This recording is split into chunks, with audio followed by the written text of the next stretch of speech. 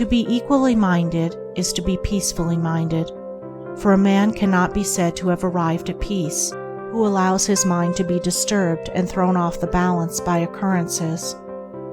The man of wisdom is dispassionate, and meets all things with the calmness of a mind in repose and free from prejudice.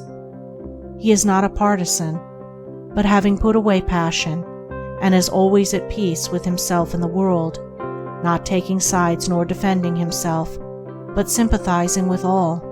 The partisan is so convinced that his own opinion and his own side is right, and that all goes contrary to them is wrong, that he cannot think there is any good in the other opinion and the other side. He lives in a continual fever of attack and defense, and has no knowledge of the quiet peace of an equal mind. The equal-minded man watches himself in order to check and overcome even the appearance of passion and prejudice in his mind, and by so doing he develops sympathy for others and comes to understand their position and particular state of mind. And as he comes to understand others, he perceives the folly of condemning them and opposing himself to them. Thus there grows up in his heart a divine charity which cannot be limited, but which is extended to all things that live and strive and suffer. When a man is under the sway of passion and prejudice, he is spiritually blind. Seeing nothing but good in his own side, and nothing but evil in another, he cannot see anything as it really is, not even his own side, and not understanding himself, he cannot understand the hearts of others, and thinks it is right that he should condemn them. Thus there grows up in his heart a dark hatred for those who refuse to see him and who condemn him in return. He becomes separated from his fellow man, and confines himself to a narrow torture chamber of his own making.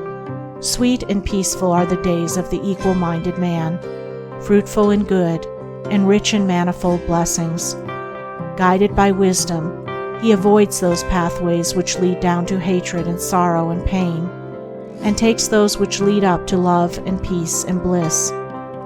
The occurrences of life do not trouble him, nor does he grieve over those things which are regarded by mankind as grievous, but which must befall all men in the ordinary course of nature. He is neither elated by success nor cast down by failure.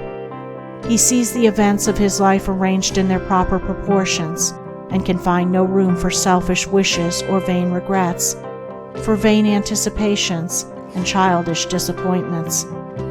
And how is this equal-mindedness, this blessed state of mind and life, acquired?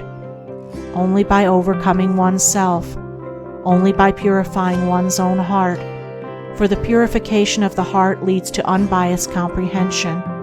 Unbiased comprehension leads to equal-mindedness, and equal-mindedness leads to peace. The impure man is swept helplessly away on the waves of passion. The pure man guides himself into the harbor of rest. The fool says, "I have an opinion." The wise man goes about his business.